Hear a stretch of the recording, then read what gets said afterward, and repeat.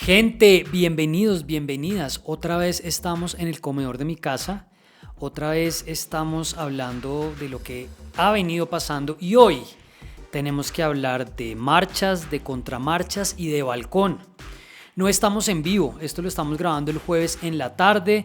Algunas personas lo van a ver el jueves en la noche cuando estrenamos, otros lo van a ver el resto de la semana. Recuerden que ustedes pueden apoyar este proyecto en patreon.com/charlas con Charlie. En minutos vamos a tener un invitado para comentar estos días de movimiento político. Pero antes, para los desconectados y ocupadas, les voy a hacer un pequeño resumen. Voy a intentar ser lo más descriptivo posible, pero bueno, con algo de rigurosa arbitrariedad. ¿Qué fue lo que pasó estos días? ¿Qué pasó entre lunes y miércoles en el contexto de proyectos, de marchas y de contramarchas? El lunes 13, después de una campaña de expectativa, finalmente conocimos el articulado de la reforma a la salud.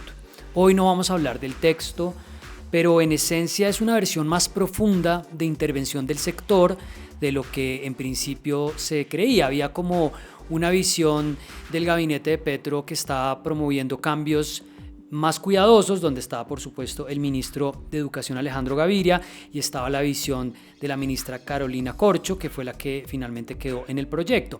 En la práctica se acaban las EPS, se crean varias entidades públicas en nivel territorial, local y se pone el foco en la prevención y bueno, se abren muchas preguntas sobre pagos, sobre responsabilidades y sobre servicios. Advertencia, esto no es un resumen del proyecto. Vayan a ver la conversación que tuvimos hace unos días con Tatiana Andia sobre esto. Puede que más adelante actualicemos esto para hablar en detalle de lo que viene en ese debate. Pero sí vamos a hablar de todo lo que hay alrededor del proyecto y de otros proyectos de los que se viene hablando. Mucha parafernalia, mucha multitud, mucho aplauso, mucho verso, mucho petroverso. El lunes 13, una tarde bonita en Bogotá, estamos teniendo unas tardes de tregua del frío y de la lluvia. En definitiva, uno se reconcilia rápidamente con Bogotá, con esos cielos. Y en ese contexto, sobre las 4 o 5 de la tarde, se hizo un evento por el cual además Petro había aplazado la presentación de la reforma de la semana pasada a esta porque él quería algo grande. Al final, pues parece que no había tanta gente como se creía en la Plaza de Armas, pero sí hubo bastante arandelita, bastante cosita. Y veamos para empezar el caminito de honor que le hicieron al texto de la reforma. Lo imprimieron, le pusieron un lazo de la bandera de Colombia y la rotaron entre médicos, médicas. Algunos reciben el texto y no saben muy bien qué hacer. Hasta incluso dio para que le dieran un besito. Ella lo vamos a ver, va de lado y lado y todo el mundo está como pasándose de un lado a otro hasta que llega simbólicamente la reforma a manos del presidente Gustavo Petro Urrego. Los profesionales de la salud, médicos, médicas, apoyando la iniciativa, pues no diríamos que todos y todas, pero definitivamente hay una base y ahí Petro levanta la reforma en su primera victoria, su primer acto de muchos que habría esta semana sobre el proyecto de ley. Petro habló aproximadamente media hora el lunes delante de los presidentes de Cámara y Senado, acompañado por la vicepresidenta Francia Márquez, por su esposa Verónica Alcocer y la ministra Carolina Corcho. Nos quedó esta bonita postal de la cercanía entre Roy Barreras y Corcho. ¿Cómo está el ambiente de la oficina de ustedes? ¿Está un poquito así? No, pues va a decir alguien, no, pero es que esa foto está sacada de contexto, pero recordemos que Roy Barreras ha venido criticando a la ministra, ha venido tomando distancia de esa agenda reformista del gobierno y yo también creo que ambientando su posible candidatura presidencial. El caso es que estaban sentados al lado mirando cada uno por su lado. El presidente explicó algunos temas de la reforma y le entregó el proyecto a David Racero, el presidente de la Cámara, y a Roy Barreras, el presidente del Senado, con palabras mayores. Pero sepan que en sus manos queda en primera responsabilidad el que este proyecto, el proyecto de la salud, es el proyecto que hace de Colombia un reino de la vida. Así que, señora ministra, le hago entrega del proyecto de ley de la reforma a la salud para que sea radicado en el Congreso de la República. El reino de la vida. La promesa que tenemos es el reino de la vida.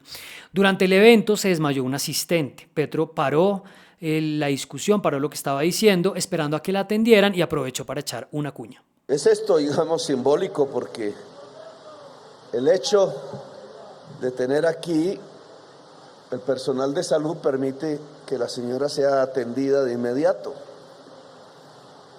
Esto es lo que no sucede en la vereda. Esto es lo que no pasa en Quibdó, ni en el Guaviare, ni en la Guajira.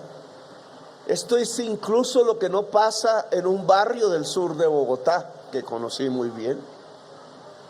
La salud, precisamente en virtud de esto que llamábamos el neoliberalismo, no cumplió con su cometido de hacerla un derecho universal.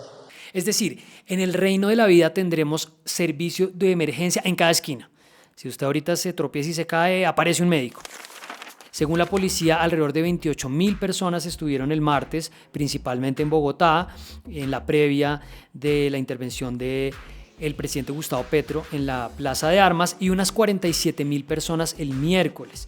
Esto se mezcló con muchas cosas, pero empecemos con el martes. El martes 14 en Bogotá, en varias entidades sacaron una circular. Esto no es nuevo, no vayan a pensar que es un invento del gobierno de Gustavo Petro. Dejaron salir temprano pidiendo autorización a las personas, entre otros del SENA, del Ministerio de Vivienda y de la Superintendencia de Notario y Registro. Se compartieron en redes sociales algunas de estas circulares. Las manifestaciones a favor del gobierno fueron movilizadas por sindicatos, por movimientos de base, sobre todo en Barranquilla y en Cali. En Barranquilla se cruzó con las celebraciones del carnaval, entre otros con un personaje popular en el carnaval en estos días que es Nicolás Maduro. Hubo agresiones a la prensa de lado y lado, hubo agresiones a RCN, hubo agresiones también a medios comunitarios, hubo intimidaciones a la W. Pero en definitiva había manifestaciones en estas ciudades mezcladas de nuevo con varios temas. Petro habló en la tarde desde la Plaza de Armas de la Casa de Nariño, una cosa que no había pasado hace muchísimo tiempo. No tengo realmente presente cuál fue el último presidente, pero definitivamente ninguno de los últimos 4 o 5 que abren la puerta de este balcón que da a la Plaza de Armas para hacer una intervención con la bandera, franqueado también con una cenefa de la bandera de Colombia. Después vamos a hablar de eso con nuestro invitado. Estaba acompañado de su esposa, Verónica Alcocer, y una de sus hijas, Antonella. ¿Qué sacrificio el de Antonella? 90 minutos parada oyendo a su papá hablar. Yo me imagino que antes en el chat le dijo una amiga: amiguis, ¿qué vas a hacer ahora? Oír a mi papá hablar. Y las tareas, jovencita, no hay nada que hacer en ese momento. Pues bueno, durante casi 1 hora y media Gustavo Petro habló de una asamblea popular. Dijo que esta era la primera asamblea popular en clave de críticas al neoliberalismo, a la burguesía. De muchos temas habló, pero en general se refirió a la reforma a la salud, a la reforma pensional y laboral. Y dijo, entre otras cosas, que el dinero podía atravesarse a estos cambios, el gran capital. Vean este fragmento y vean también Antonella. Quizás se repitan los hechos de 1938 cuando detuvieron la revolución en marcha. Quizás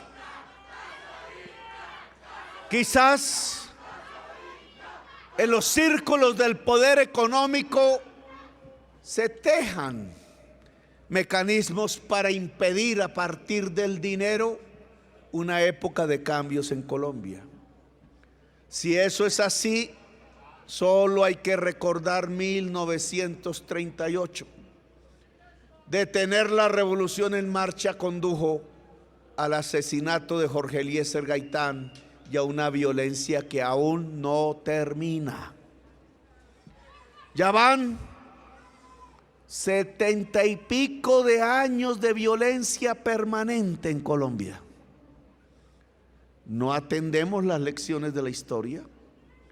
¿Queremos repetirla? Jorge Eliezer Gaitán sale de nuevo en los discursos del presidente Gustavo Petro, mientras la hija le está preguntando a la mamá: ¿hasta cuándo, mamá? ¿Hasta cuándo?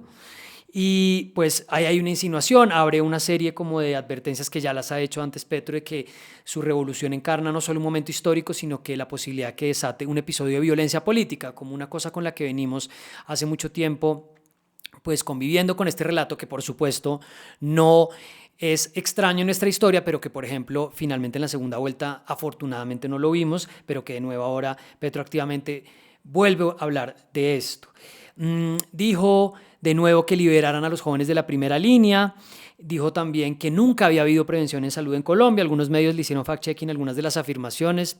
Me parece ya un deporte un poco superfluo porque, pues, en definitiva, afirmaciones contrarias a la realidad las hace muchísimo el presidente Gustavo Petro, como también las hacen otros, pero Petro en Twitter ha tomado la costumbre, ya como gobernante activo, de salir a decir que es que los medios están inventando noticias falsas, de contradicciones o de mentiras que salen de su propio gobierno. A estas alturas, Antonella, francamente, ya no podía más. Vean esto. Está ya Petro recostado casi que contra el atril. Espero que eso esté bien. Ella está poniendo la mano ahí, está mirando, mira para un lado. Su mamá se peina. Está como, ¿qué es esto, por Dios? Mira a su papá, mira de lado. ¿Hasta cuándo? Sube los ojos, parpadea, trata como de desperezar. Dios mío, esto no es vivir sabroso, esto no es vivir sabroso. Mi solidaridad con Antonella, hija del presidente Gustavo Petro y de Verónica Alcocer.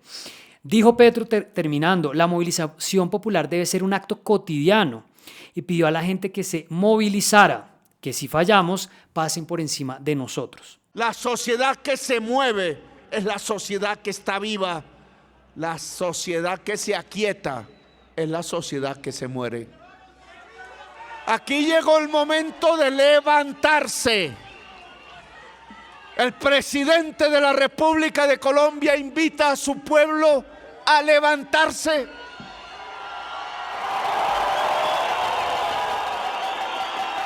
A no arrodillarse, a convertirse en una multitud consciente. Cuando finalizó el discurso, Petro entró en modo estrella de rock y le pidió a la gente que prendieran las linternas. Ya estaba de noche, pues porque recordemos habló lo que dura un partido de fútbol. Vamos a levantarlas, vamos a mover las luces. ¡Viva Colombia! Vamos a levantar las luces, no las bajemos. No las bajemos. No las bajemos. Llamemos a Gustavo Petro. Petro. Petro. Eso fue el martes. Miércoles 15.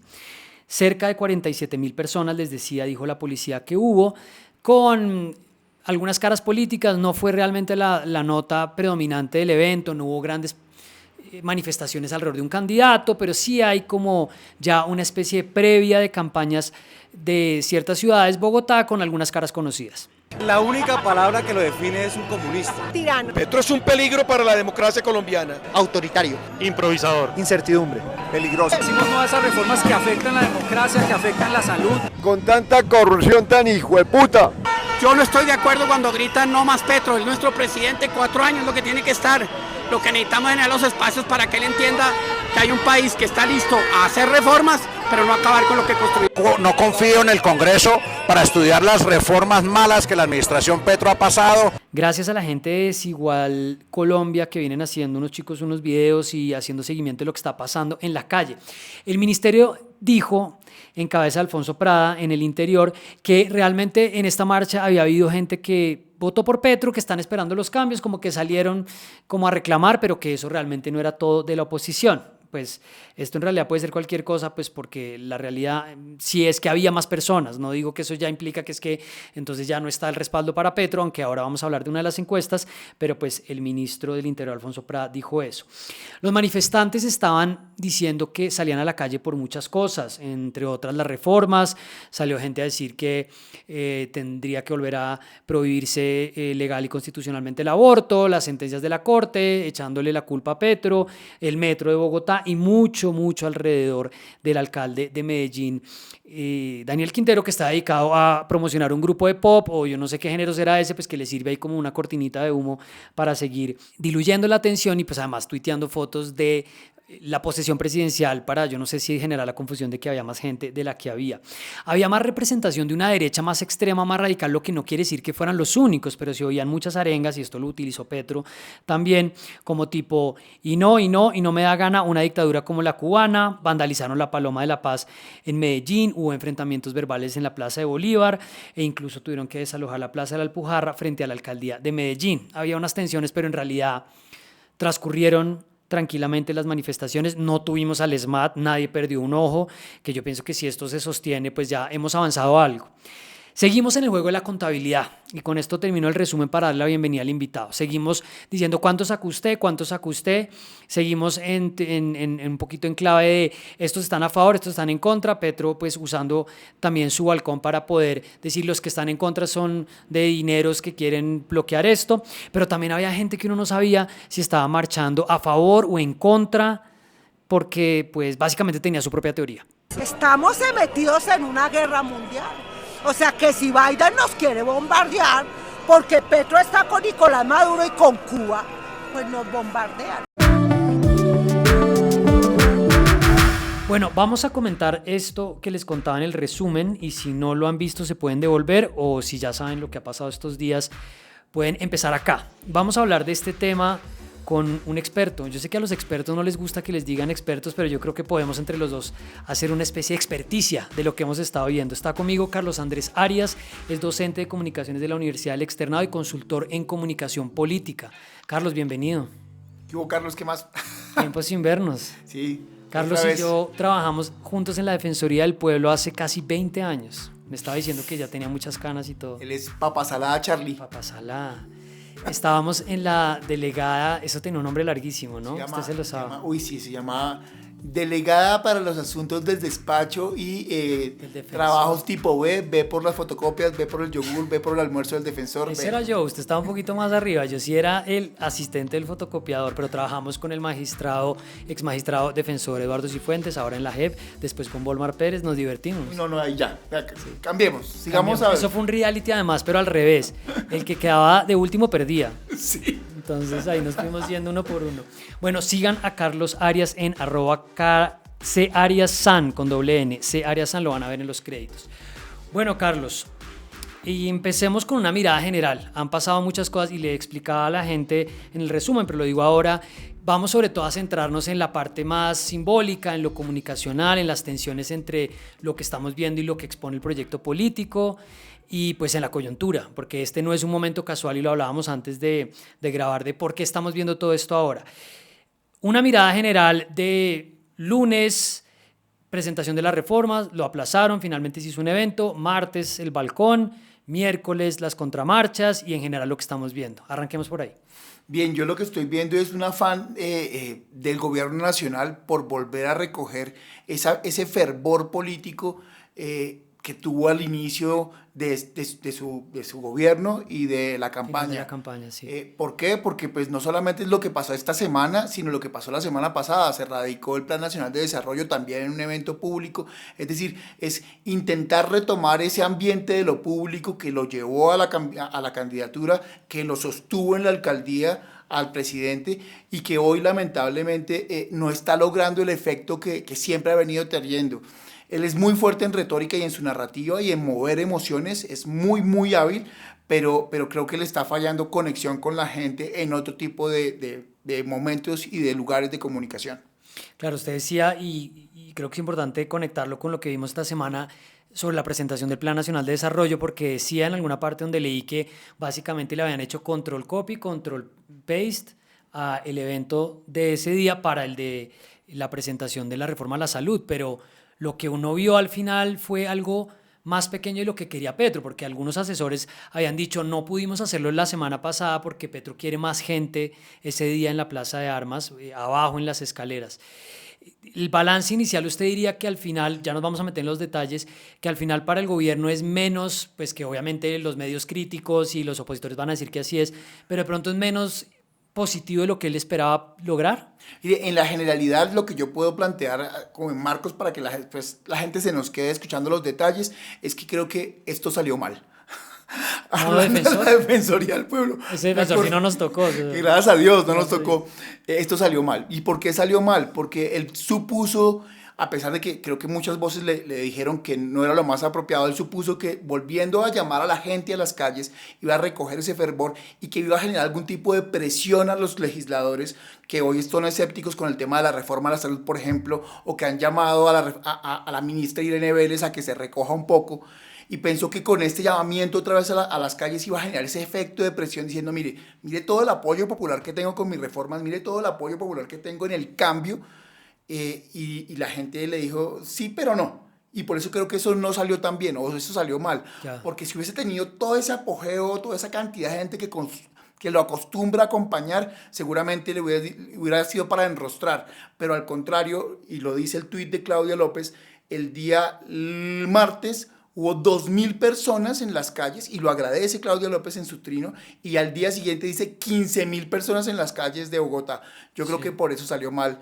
Y creo que hay que, si el gobierno nacional es inteligente y si los asesores que están rodeando al gobierno nacional son inteligentes, van a hacer un ejercicio de reflexión e introspección y decirle, mire, no es que pare el cambio, pero es un cambio que tiene que ser un poco más concertado. Según la policía, lo decía en el repaso, hubo unas 28.000 personas el martes en todo el país, no solo en Bogotá, y unas 47.000 el miércoles, que pues no es el doble, pero no está tampoco tan lejos.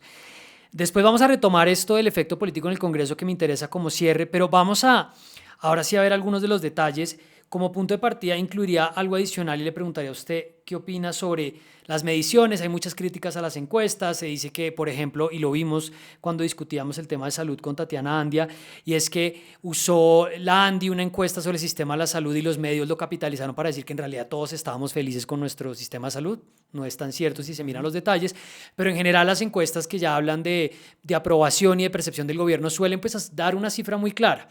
Y la última que tuvimos esta semana fue de Opinómetro. La vamos a poner en pantalla, alguna gente nos están oyendo a través de Spotify, pero pues para darse una idea de las varias mediciones que se hicieron en diciembre a final de año que daban una aprobación de cerca del 50%, en este momento el gobierno está en cerca del 36% y el rechazo o la desaprobación está en cerca del 53%. Este elemento como antecedente ¿influyen como el afán del gobierno de tenemos que sacar gente a la calle, tenemos que mostrar cosas? Mire, yo creo que el gran problema que ha tenido no solamente el gobierno Petro, sino los últimos gobiernos es apoyarse en los estados de opinión. ¿Sí? El famoso estado de opinión de Álvaro Uribe Vélez, con el cual, entre comillas, generaba una magistratura sobre la legislación o sobre sus aplicaciones en política pública. Y creo que el gobierno Petro está pensando lo mismo. Efectivamente, ningún tipo de gobierno en términos de comunicación de gobierno, marketing gubernamental, se sostiene sin el apoyo popular. Pero plantear que el apoyo popular debe ser el todo del ejercicio ejecutivo es un grave error. Y creo que con base en ese error es que también Petro empieza a llamar a las movilizaciones. Si uno se aleja un poquitico de los estudios de percepción y entiende que los espacios institucionales como las comisiones, la Cámara y el Senado son los espacios ideales para hacer la concertación y la discusión, se hubiese evitado no solamente creo que salió un poco mal porque casi lo doblan en Bogotá, pues de 2.000 a 15.000, y sobre todo hubiese entendido que ese desgaste de su imagen pública lo hubiese podido aprovechar y capitalizar más adelante. Creo que tanta sobreexposición tarde o temprano va a cansar y digamos que creo que valió la pena el tema del Plan Nacional de Desarrollo a la Calle, este primer llamado a las reformas que han sido críticas, pero si sigue ejerciendo esos momentos en el balcón, va a haber un momento en el que la similitud... Los va a necesitar y no... Sí, y no solamente los van a necesitar, sino que la similitud con otro tipo de regímenes que dan miedo o que han sido fruto de ese... nos vamos a venezolanizar esa vaina.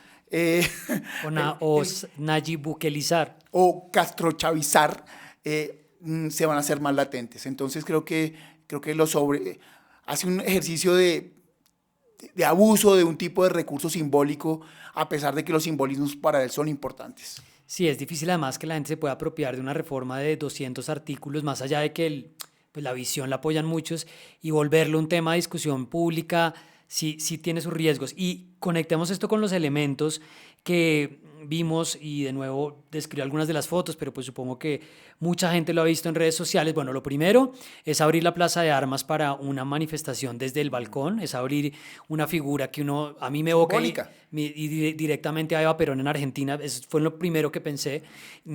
Abrir la puerta del balcón, poner la bandera de Colombia por delante del marco de la terraza, de la pequeña terraza que tiene ese balcón o esa puerta, poner la bandera de Colombia arriba. También le ayudó el clima, ¿no? Que Bogotá ha tenido unos días que la tarde le dio como una luz bonita, mucha bandera de Colombia y una alusión constante como al pueblo. ¿Cómo lo ve usted desde lo simbólico? Incluso al final decíamos ya cuando sobre la noche, 90 minutos habló, ¿no? ¿Y usted pensó en la pobre Antonella, la hija? 90 minutos. La niña le dio frío, se recargó contra el marco de la puerta, pobrecita. Mío, yo sufría. O sea, que hay algo de maltrato. Podemos decirle al ICBF ahora que tiene nueva directora. Que por fin tiene una directora que sabe. ¿Alguien quiere pensar en Antonella? Yo no puedo. O sea, póngase una camiseta de fútbol y parece ahí 90 minutos. Por la noche, cuando ya se fue pues, la luz del día, prendieron los celulares. ¿Cómo ve usted esto desde la comunicación política, todos estos símbolos? Mire, la simbología planeada, la preproducción fue ideal. Es decir, yo le hacía un ejercicio de análisis a un colega del diario El Tiempo, el editor del diario El Tiempo, alrededor de la construcción del discurso. Y claramente el tipo tiene muy claro, no sé si sepa qué es storytelling o no me interesa, pero el punto es que el tipo cuenta historias para reducir y simplificar los mensajes de su reforma. Entonces el tipo hace alegorías de la gente pobre, de la gente que está en las periferias, y con eso claramente sí conecta con los ciudadanos que lo estábamos escuchando en redes sociales o que estaban en la plaza. Es decir, todo el tema de las reformas pensional, laboral, salud, lo conecta con emociones y con historias. El problema es cuando el tipo se emociona, cuando las emociones le ganan. Y cuando las emociones le ganan, entonces empieza a decir que de pronto, si no lo apoyan, va a sacar a la gente a la calle. Y entonces el Congreso, y Gaitán, y Galán. Y yo creo que eso no estaba en el libreto. Yo creería que eso no estaba en el libreto, que creo en el libreto que él desarrolla, que es un tipo muy hábil en la retórica y en el discurso, tenía hasta cierto punto. Y cuando se empieza a emocionar, creo que la embarra. Y al final, el animador siente que están como en el concierto de Rihanna, entonces le dice a todo el mundo que saque sus celulares y que muestre las luces y que empiezan a gritar Petro. Entonces, yo dije, ¿en qué momento ese man sale a cantar otra canción? No, o sea, el cierre del ejercicio fue muy mal hecho. Sí, en la presentación de la reforma en el lunes, estaba viendo la transmisión y el narrador es como, nos estamos refiriendo ni más ni menos que a la reforma, a la salud, ni más ni menos, poca cosa que encara el presidente. Y vienen caminando Carolina Corcho, busqué eso, pero sacaron la transmisión en línea, pero yo la vi, viene caminando con Francia Márquez, y entonces hay escoltas y le están abriendo paso en la multitud. O sea, es una cosa de un nivel de parafernalia alto, ¿no? Sí. Hay unos elementos simbólicos valiosos que pueden llegar a generar como ese dolorcito para algunos, y es sacar a la pobre Antonella en camiseta roja de la Selección Colombia. Entonces, claro, eso le dio pie a que mucha gente dijera, ay, el castrochavismo, mire, Maduro hacía lo mismo, Chávez hace lo mismo, siempre de rojo. Y yo creo que eso también está premeditado y estuvo bien planeado, pero esto que le mencionaba de las luces al final, y sobre todo que la gente empezara a vitorearlo como el Mesías, ¿no? Entonces, vamos a gritar Petro. Entonces, como que ¿para qué? Para que cante otra canción. De verdad, creo que hay errores. Pero más allá de eso, y alejándonos del chiste, creo que lo importante es que el tipo empieza a comunicar, no solamente empieza, sino que lo ha venido haciendo, pero en este caso específico con las reformas, empieza a generar un halo mesiánico, un halo de verdad de yo soy el redentor y que conmigo es el cambio, y que la única forma de cambiar es generar esas transformaciones radicales y profundas. Algo que me llamó muchísimo la atención, que lo vi en varios medios de comunicación, la gran mayoría alternativos, es que la gente le preguntaban qué sentía por él. Claro. No importa lo que pase con la reforma, no importa si la entiendo claramente o no, es que él nos va a llevar a un nuevo camino. Y eso es muy poderoso en su discurso. Creo que eso es lo más rescatable de lo malo que planteó al final. El reino de la vida, le dice él. brevemente el tema de la camiseta de la Selección Colombia, porque escogen la roja, no sé si sea en este momento la suplente oficial, pero sí ha sido una de las camisetas suplentes.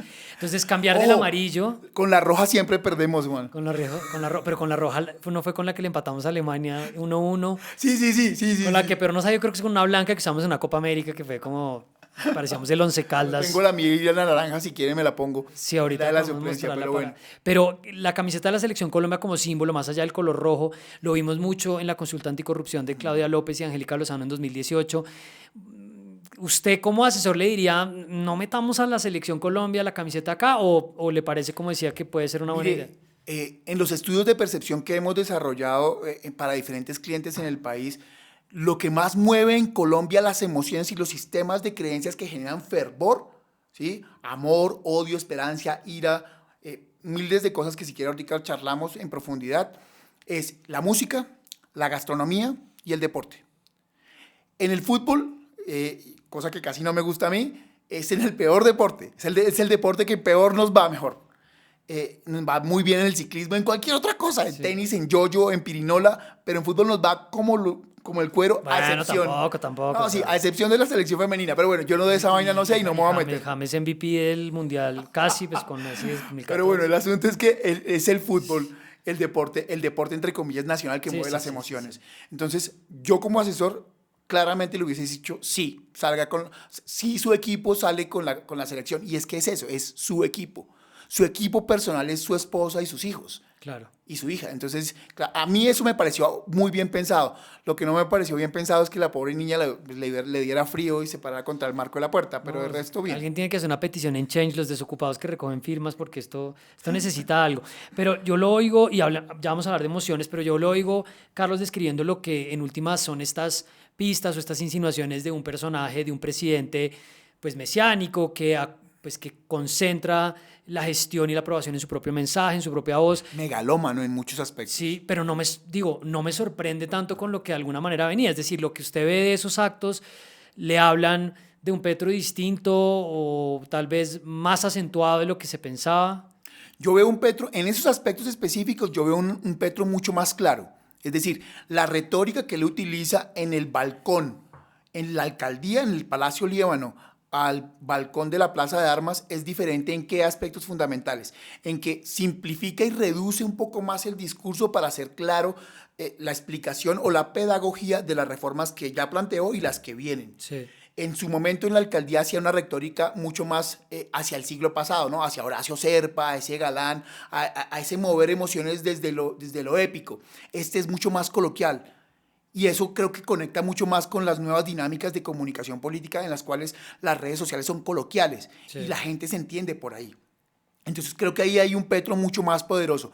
Creo que el grave error es que lamentablemente él se termina emocionando a sí mismo, por eso la megalomanía, esos aspectos de megalomanía, su locus político, ese ego que lo sobrerepresenta, se lo tira. Que va hablando y se emociona como el Chapulín ¡Claro! Colorado. Para algunas personas no, como el Chavo, como, sí, voy a decir esto, y se me va a pensar en esto también. Y entonces, y además se le nota, cuando uno empieza a emocionarse, como yo estaba ahorita, ya estoy un poquito más tranquilo, en esta charla con Charlie, empieza a escupir. Entonces, yo creo que son pequeños lenguajes. No me ha llegado nada todavía. Gracias a Dios. Sí. Esos pequeños lenguajes de comunicación no verbal son los fundamentales para poder determinar en qué momento él se sale del libreto planeado y empieza a cometer errores. Cuando empieza a escupir, cuando empieza a faltarle el aire. Sigue con tos. O sea, el presidente tiene algo. Sí, el tipo está maluco porque uno dice, si hubiéramos estado lloviendo como hace un mes que llovía todos los días a cada rato, uno dice, ok, pero llevamos 7 días de que nos sentimos como no sé. Mini verano, nuestro pequeño. Sí, pero también me parece preocupante porque lleva un tiempo con eso. Ok, sí, es cierto, me parece interesante para rescatar el punto y ponérselo a la gente de lo que usted dice es, él pasa de pronto de un discurso donde lo épico estaba muy basado en la historia, en el pasado, en lo que nunca fue posible, a este presente donde ya es posible. Igual siempre están estos enemigos que se ciernen en lo que dice sobre vamos a repetir lo de Jorge Eliezer Gaitán, vamos a repetir lo que pasó hace 70 años, pero ya en un discurso más por aquí vamos, más práctico. Hay 2 elementos adicionales de lo que usted está diciendo que me parece una berraquera señalar. Uno es que sigue planteando el tema de la lucha de clases, ¿sí? Pero desde lo neoliberal, y claramente allí, en esa Antonio Gutiérrez Anín, el profesor de la Nacional, planteaba una vaina que se llama los rasgos de la cultura política colombiana. Y ahí planteaba una cosa que se llama la visión antinómica. La visión antinómica es la visión de los buenos y los malos, ¿sí? Que es el mismo mito de Joseph Campbell, el camino del héroe, Star Wars, Darth Vader, Luke Skywalker, arquetipos. Entonces el man dice, los malos son los dos grandes poderosos económicos del país, dice dos, lo dice 5 veces, yo los conté, y fuera de eso dice los medios de comunicación y los nombra 4 veces. Ellos son los malos, nosotros somos los buenos. Nosotros somos el cambio. E inmediatamente no solamente dice nosotros gobierno, sino nosotros los que estamos aquí, la gente. ¿Sí? Entonces se sale del balcón, se para con la gente en términos de discurso y narrativa y dice nosotros tenemos que cambiarlo. Y ellos se oponen a nosotros, no solamente se oponen a mí. Entonces yo creo que todo eso estaba muy bien construido, digamos, yo lo escuchaba, lo iba anotando, lo fui detallando, pero otra vez, creo que el error es cuando al cierre del discurso se vuelve, digamos, empieza a decir disparates y se devuelve al Petro de la alcaldía y a la injundia y no sé qué, y ahí comete errores. Y en términos de simbología, para cerrar el punto del balcón, el hecho de estar asomándose desde una ventana, ¿qué es lo que transmite? Yo creo que más allá de lo de la ventana es como el espacio de venga, lo recibo en mi casa, ¿sí? Y por eso su discurso arranca diciendo, somos el poder es del pueblo, esta es su casa. Y por eso, simbólicamente, no hacer la declaración en una tarima en la Plaza de Bolívar, sino llevarlos a esa plaza íntima que usted señalaba al principio, en la cual Estás en el patio de mi casa. Ningún colombiano ha entrado porque ninguno es jefe de Estado, solamente estaba reservada para ellos. Entonces creo que esa simbología es muy importante y creo que por eso lo hace desde ahí. Sí. Bueno, hablábamos de valores, de las emociones que despierta pues el acto oficial, pero hablemos también del otro lado, porque pues es evidente que dentro de la marcha de oposición, decía el ministro del Interior, Alfonso Prada, que no solo eran opositores, sino que también salieron personas que votaron por Petro, pero que estaban como, hey, oye, haz lo que dijiste que ibas a hacer. Ok, bueno, ahí hay como un margen de error, pero la mayoría de gente que está crítica, en oposición, preocupada, y hay un sector de la derecha más extrema, de la derecha más radical, pues que sería injusto decir que representan toda la marcha, pero son los que se terminan llevando mucha de la atención, ¿no?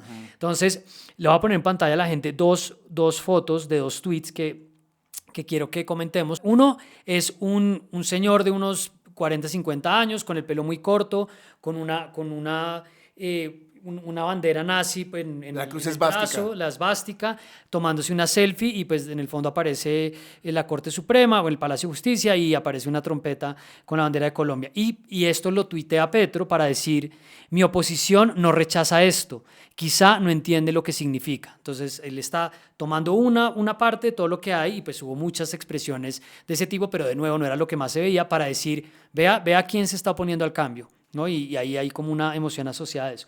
Y otro que me llamó mucho la atención, y pues siempre pienso, ¿será que voy a volver a poner a este personaje? Pero pues digo, bueno, que es Miguel Polo Polo, porque creo que es un hecho que él va a seguir subiendo, que va a seguir creciendo, que va a tener más influencia, y es que se va para Medellín, donde todo está enmarcado en una crítica al alcalde Daniel Quintero, con chaleco antibalas. Hay una foto donde es un primer plano de él de espaldas, está con un chaleco antibalas y una cachucha de la policía, porque ahora se ponen cachuchas de la policía. O sea, yo creo que eso está permitido. Bueno, esa es otra pregunta para los jurisconsultos, si alguien está viendo, oigan, ¿qué es esta cosa? Porque también vi a otro del Centro Democrático en las plenarias de Congreso con cachucha de la policía.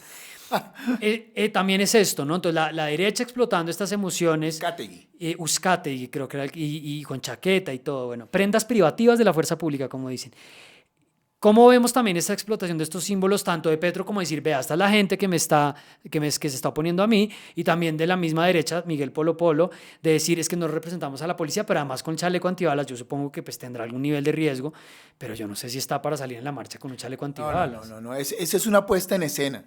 Lo del chaleco y lo de la cachucha es una puesta en escena que hace parte de todo este ejercicio de videopolítica y de narrativas alrededor de generar impactos mediáticos y generar símbolos. Yo, arrancando por Polo Polo, que no nos vamos a demorar ahí, por favor. Rápidamente.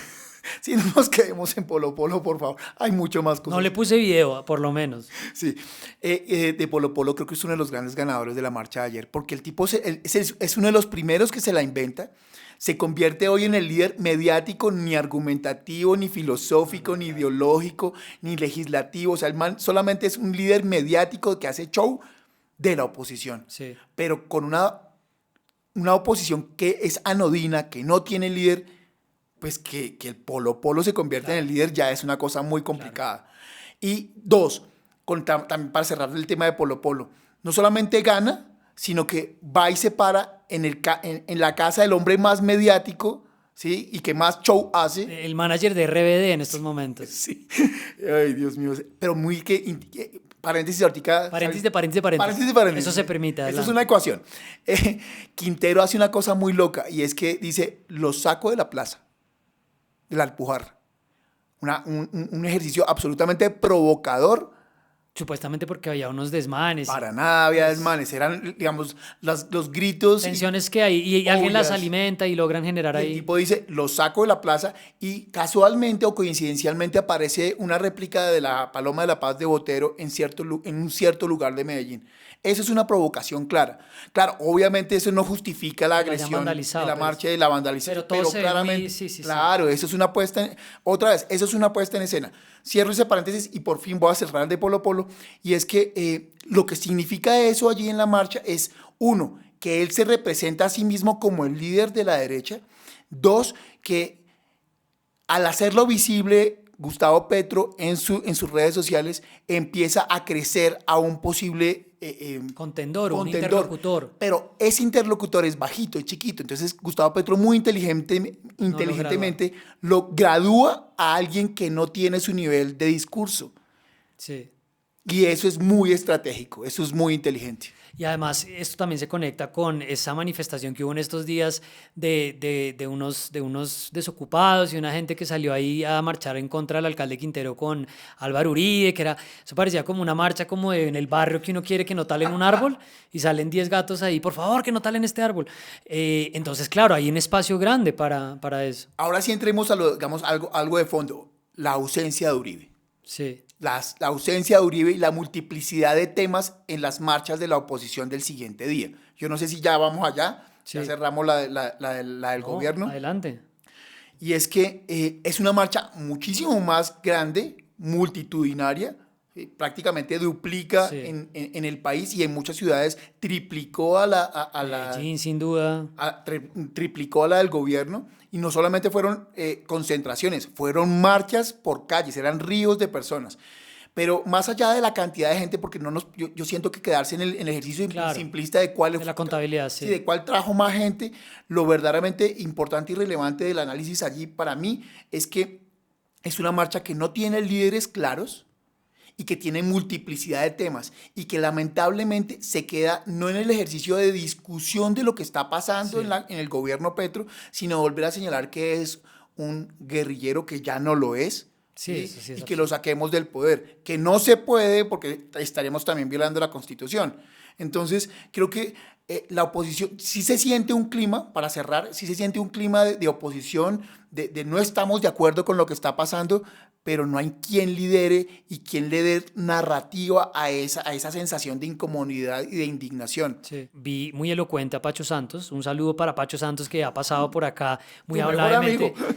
Uno de mis mejores amigos del otro lado, Rafael Nieto, que también nos tocó pasarnos con agüita una entrevista larga con él, porque él decía, Pacho Santos decía, nosotros no podemos andar haciendo arengas en la calle de fuera Petro. O sea, Petro es el presidente y punto. Pero ahí la derecha... A mí me parecía que era una estadista. Sí, pues es que hay varios ahí haciendo candidaturas, moviendo sus candidaturas a la alcaldía. Molano y Holman Morris salió y dijo que él era el arquitecto. Era uno de los... No, primero dijo, es que aquí estoy como arquitecto. Después dijo, no soy el único arquitecto. Hay más arquitectos de este cambio. Holman, sí, pobrecito Holman. pero además que Petro sigue sin... Yo creo que Petro sí lo tienen visto hace rato. O sea, no le sale ni siquiera un chulo. No le sale chulo cuando le escribe. Sí, emociones para cerrar como entre los balances y lo conectamos con el último tema que es el lanzamiento, pues como una especie de lanzamiento de este medio de comunicación de presidencia de Colombia... Hoy se llama. Pero sí, para poner ese punto de cierre, en los balances sí queda como la sensación de que no hubo un buen momentum para el gobierno y para su marcha, y que por el otro lado los otros demostraron que tiene calle. Ahí la silla vacía es un análisis bastante crítico para Petro, como suele ser la línea que toma en este análisis Juanita León, pero pues sí diciendo, él convocó a la marcha, quiso sacar gente a la calle y la gente que salió es más del otro lado que el de él. ¿Qué emociones activa y en esos balances cómo lo ve usted? Mire, una cosa inicial, en este momento pueden suspender la transmisión porque se va a volver súper aburrida, no mentiras, es un minuto de contexto. El estudio en redes sociales digitales, en emociones políticas, plantea ya teóricamente que hay emociones positivas y negativas, ¿cierto? Que las emociones positivas pueden ser amor, esperanza, bla, bla, bla, alegría, empatía. Y que las emociones negativas, y era el sofisma y el Foucault, era que el miedo era la emoción negativa que mayor movilización generaba, que mayor comportamiento político generaba. Sí. Y lo que se ha venido comprobando en la literatura y en experimentación es que es la ira. La ira es la que motiva la acción política más que el miedo. ¿Qué fue lo que sucedió? Es que la movilización del gobierno no tuvo una emoción fuerte que la generara. ¿Sí? No había indignación, no había odio, no había miedo, no había ira, no había amor. ¿Qué había como emoción? Esperanza. Ni siquiera movilizaron empatía, porque no se sabía qué. ¿No? Entonces, lo que decía el discurso y el título con que abrían la transmisión era explicación y pedagogía sobre las reformas. Y claro que la hizo, pero ¿eso qué genera? ¿Cuál era la emoción ahí a mover? ¿Esperanza? ¿Amor? ¿Alegría? ¿Empatía? No hubo claridad y la gente nunca lo sintió. Y además de eso, nunca presentaron las reformas para que la gente dijera, oiga, es que nos están atacando, nos van a acabar las reformas. Sí.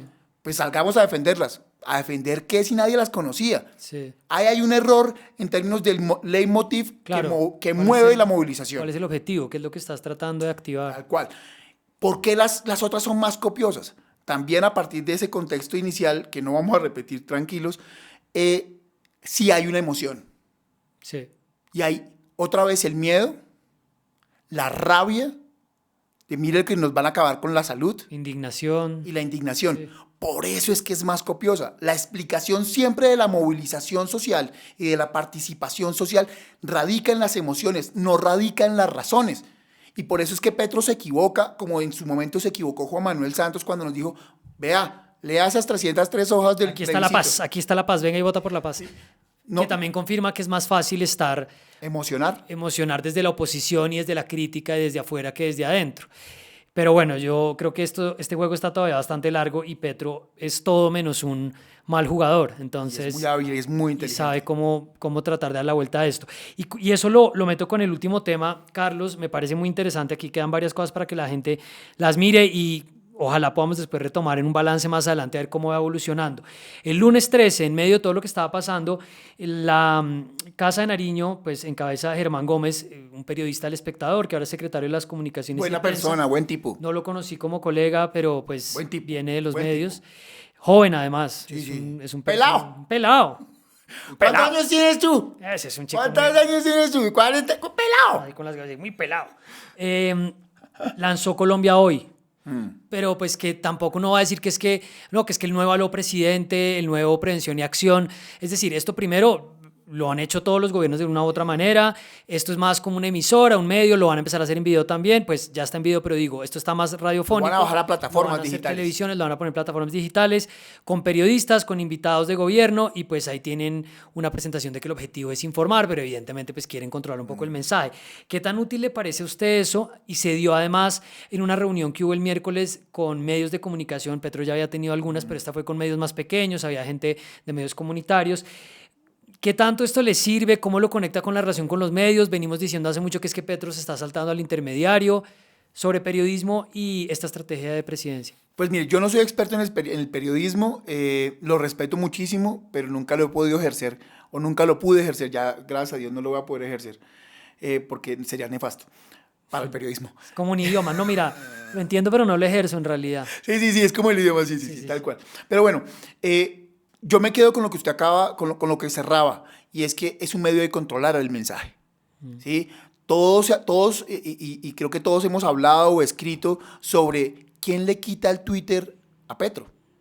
¿quién le quita la cuenta? Que por favor alguien le cambie la clave. Que eso no va a pasar. Sí, que no va a pasar, pero tener un medio mucho más oficial e institucional le va a permitir al gobierno nacional, a los ministerios, empezar a canalizar un mensaje que sea mucho más elaborado, mucho más asertivo y sobre todo mucho más regulado y que no genere esas pulsiones.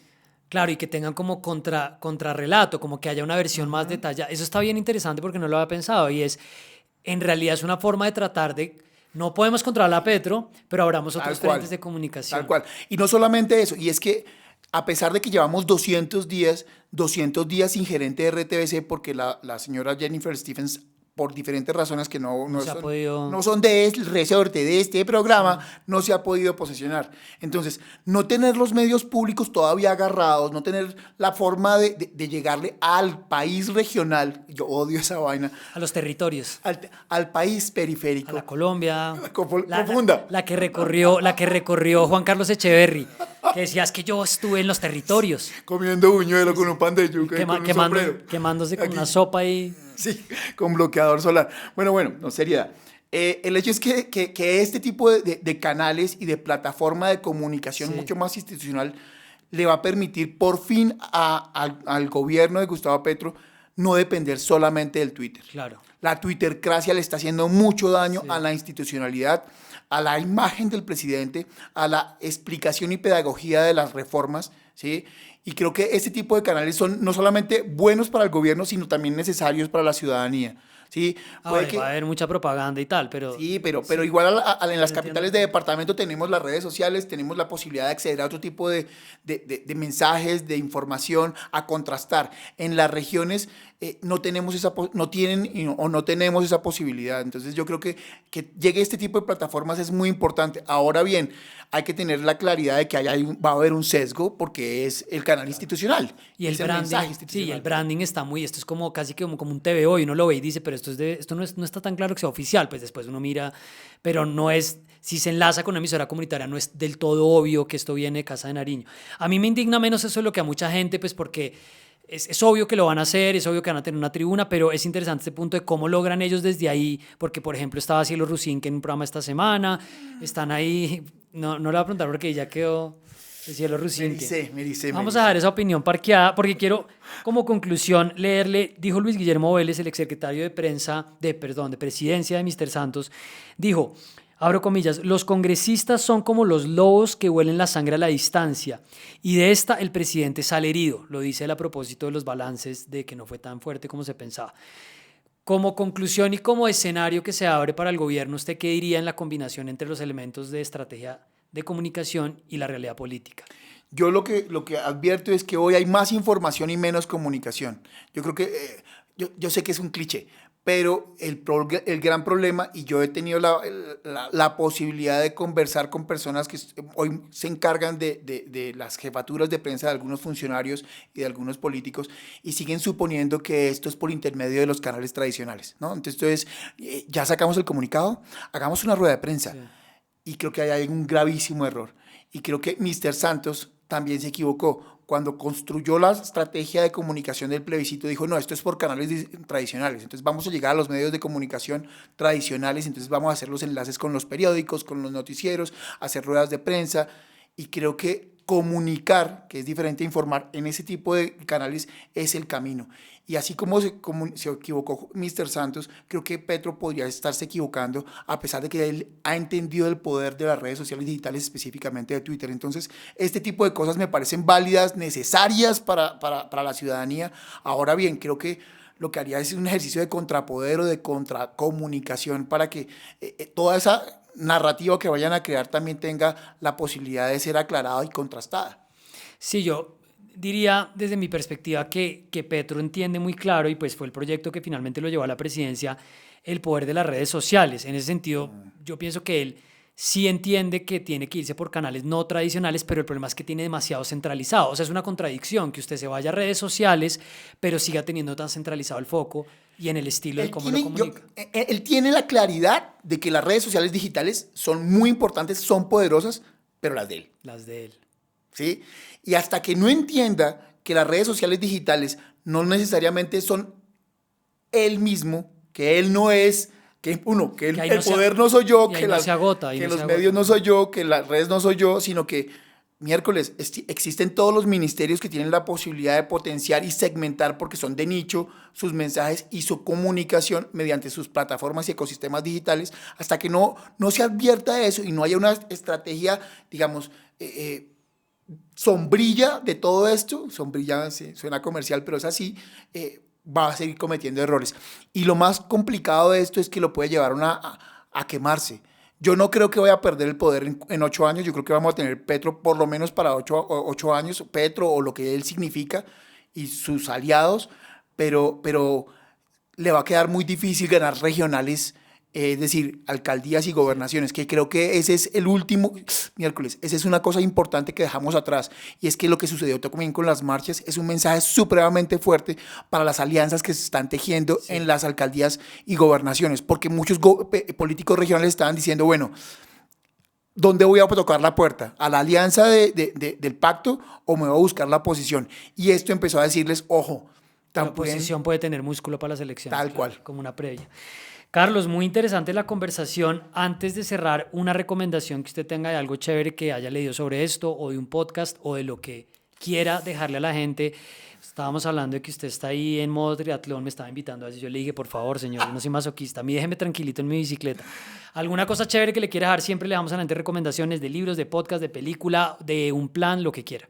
Uy, sí, vea. Hay un libro muy bacano, se llama Emociones Políticas, de Martha Nussbaum. ¿Sí? Es filosofía pura sobre emociones políticas. Es muy, muy interesante. Ese no lo he leído, pero he leído cosas. Es muy, muy, muy bueno para entender cómo se mueven las emociones y la importancia de las emociones en el comportamiento general, pero sobre todo en el comportamiento político.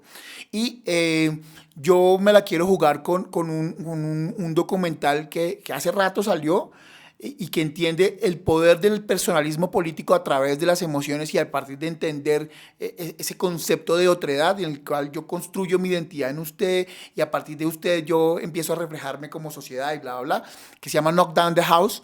Es el documental de Alexandra Ocasio-Cortez. Está en Netflix. Para los que tengan, House, chévere, no es lo he visto. muy, muy, muy bueno. Y hay otro que es la antítesis, que se llama Give Me a Roger Stone. Dame un Roger Stone. Ah, ese sí lo vi. Eso es una berraquera, para que Roger veamos Stone. las dos, para que ve la marcha del lunes, la marcha del martes. Muy Ahí está el equilibrado. documental de un lado y el documental del otro. Somos equilibradísimos. Nuestro compromiso es con la verdad. Carlos, gracias por pasar por acá un rato. No, mucho gusto, muy chévere, muy chévere, muy bonito el espacio, el estudio es súper amplio, muy chévere. Bueno, gente, nosotros vamos a seguir hablando. Ya saben, si quieren apoyar este proyecto, entren ya a patreon.com/charlas con Charlie. Este video está con índice, con secciones. Si quieren saltarse, pueden volver al resumen, pueden verlo. En redes va a haber algunos pedazos, y esperen este fin de semana los que apoyan este proyecto, lo que llega a los inbox de todos, de resumen de lo que estamos haciendo, de algunos comentarios y recomendaciones. ¡Chao!